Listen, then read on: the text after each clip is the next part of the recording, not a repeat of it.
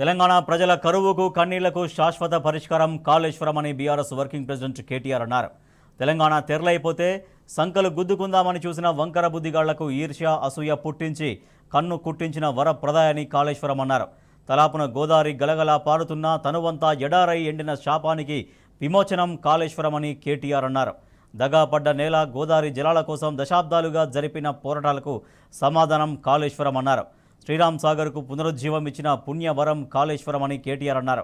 నీళ్లు రాక ఒట్టిపోయిన నిజాం సాగర్ను నిండు కుండలా మార్చే అండా దండ కాళేశ్వరం అన్నారు. మండు టెండల్లో కూడా చెరువుల్ని మత్తళ్లు దుంకించిన మహత్యం కాళేశ్వరం అంటూ కొనియాడారు.